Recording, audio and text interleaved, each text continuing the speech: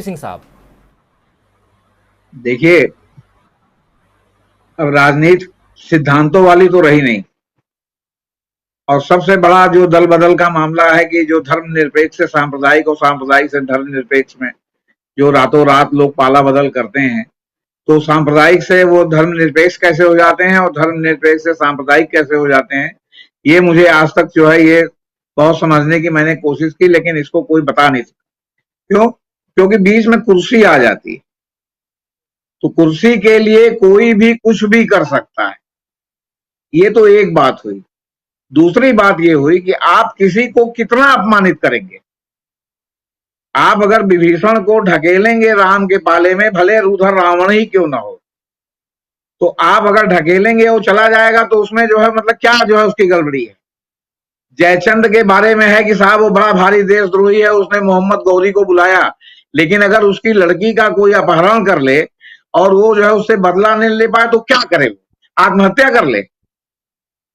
इस बात को देख करके आप देखिए कि जब वो शिवपाल जो है हर कीमत पर सपा में शामिल होने के लिए तैयार थे और सपा में शामिल हुए, उन्होंने टिकट दिया, सपा के सिंबल पे दिया।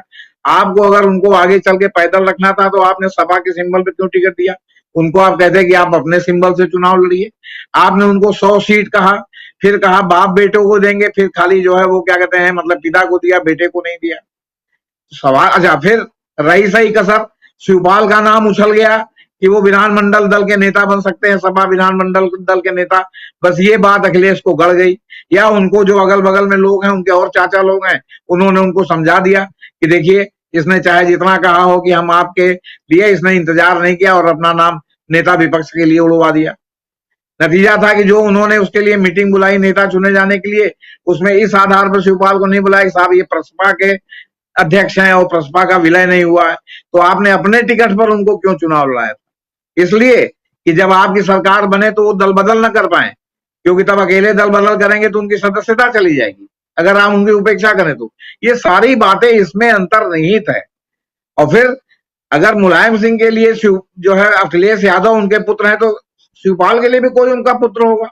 आगे तो पूरा कुनबा ही है, सभी के तो पुत्र हैं, पुत्री हैं, पुत्र वधु हैं, सभी तो राजनीति में हैं। दूसरी बात एक ओम प्रकाश जी ने कहा रेवती रमन जी के बारे में, तो मैं उनकी बात से अभी तक तो सहमत नहीं हूं। वो इसलिए सहमत नहीं हूं कि मैं प्रयागराज में रहता हूं। मुझे अच्छी तरह मालूम है कि 20 जनवरी के आसपास धर्मेंद्र प्रधान को भाजपा आला कमान ने रेवती रमन सिंह के पास भेजा था और उनको ये ऑफर था कि आप कहीं के गवर्नर बन जाइए और उज्जवल रमन मेजा बाजा बारा करछना कहीं से भी जो है चुनाव लड़े भाजपा की उससे, तो और जो है आप जिसको कहेंगे उसको पूरा इलाहाबाद का जिला जो है आप चलाएंगे, जिसको आप कहेंगे अध्यक्ष बना दिया जाएगा आपका जिले का, और जिसको आप कहेंगे शहर का अध्यक्ष बना दिया जाएगा, जिसको उन्होंने विनम्रता पूर्वक स्वीकार कर दिया, क्योंकि उन्होंने आज तक कभी भी जो है वो क्या कहते हैं भाजपा की राजनीति नहीं की। तो अभी भी प्रयागराज में ऐसी कहीं कोई चर्चा नहीं है, उनके लोगों में भी चर्चा नहीं है कि कुंवर साहब जा सकते हैं। हाँ, एक कयास है कि उनके पुत्र उज्जवल रमन हार गए हैं चुनाव और कुंवर साहब का जुलाई में राज्यसभा पूरा हो रहा है, तो अब उनकी उम्र देखते हुए उनको राज्यसभा में रिपीट किया जाएगा कि नहीं, या उनकी जगह उज्जवल को राज्यसभा में जो है एडजस्ट किया जाएगा, ये सब बातें अधर में है। तो ये तो जनवरी से उड़ा हुआ है कि कुंवर साहब अब बीजेपी में गए, तो कुंवर साहब अब बीजेपी में गए। इसके अलावा भी एक बात है, प्रयागराज में कुंवर साहब का अभी भी काफी जो है वो क्या कहते हैं जनाधार है, और केवल उनके करछना में ही नहीं है, पूरे प्रयागराज में है। इस बार जो चुनाव में टिकट बंटवारा हुआ, उस टिकट बंटवारे में कुंवर साहब से कोई राय नहीं ली गई और ऐसे ऐसे डल कैंडिडेट को टिकट दिया गया जो कई कैंडिडेट तो डल होने की वजह से हार गए। जैसे कोराव में निडर को दिया गया, ये पिटे हुए मोहरे थे, अब पता नहीं क्यों इनको निडर को दे दिया। कुंवर साहब जिनको चाहते थे अंत में वो टिकट के लिए जो है पहले से सीपीएम का एमएलए रह चुका है, वो शामिल हो गया कांग्रेस में, हालांकि हार गया, वहां से बीजेपी ही जीत गई इन लोगों की आपस की लड़ाई में।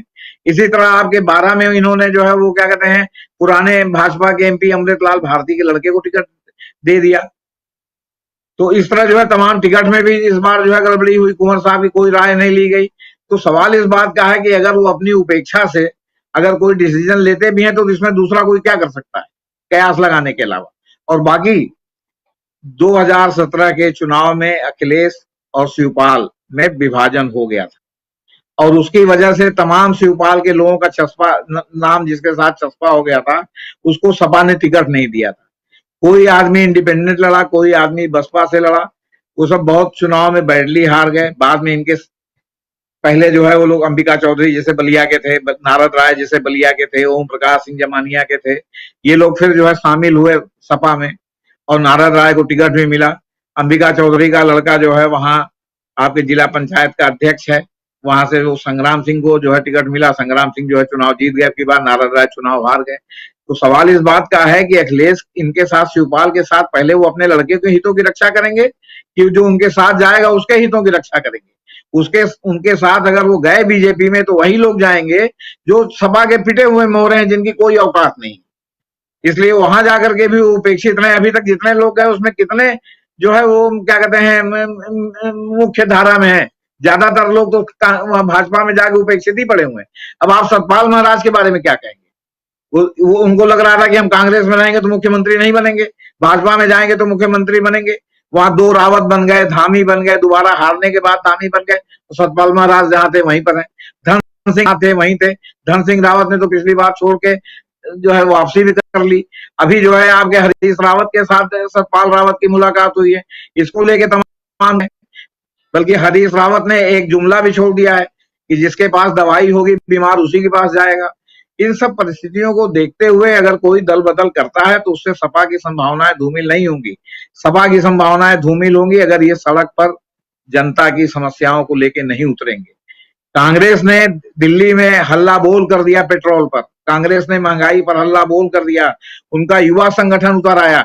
उत्तर प्रदेश में क्या हो रहा है? आप ये खाली ट्विटर पर जो है बयान दे देने या आपने प्रेस कॉन्फ्रेंस बुला के कुछ कह दिया तो उससे फर्क क्या पड़ता है? आप सड़क पर कहां, आप पेट्रोल महंगाई सब दुनिया भर के इस समय मुद्दे हैं, आप कहां उतरे? आप बलिया में ही जो अभी कांड हुआ है पेपर लीक का, और अगर कोई पत्रकार जो है अगर नमक और रोटी जो है वो मनरेगा में उसके खाने में दिया जा रहा है मिड डे मील में, अगर उसकी कोई जो है तस्वीर छापता है और उसके ऊपर मुकदमा होता है तो आप तब भी नहीं उतरे सड़क पर। अभी आपके दो दो तीन तीन पत्रकार बलिया में जो है क्या कहते हैं वो अरेस्ट हो गए हैं अमर उजाला के। पहले तो अमर उजाला ने मना कर दिया कि हमारे पत्रकार ही नहीं है। आज हमने देखा कि जो है अमर उजाला के वाराणसी के संपादक हैं, उन्होंने कहा कि नहीं ये हमारे साथ जुड़े हुए पत्रकार हैं।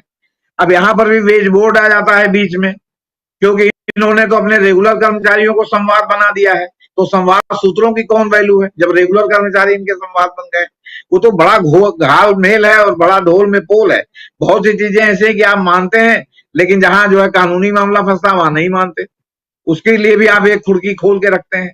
तो सवाल है कि कोई दल बदल करे न करे, जब सिद्धांत विहीन राजनीति है, आज धर्मनिरपेक्षता के पहलुए हैं, कल वो जो है वो सांप्रदायिकता के पहलुए बन जाएंगे। क्या कहा जा सकता है?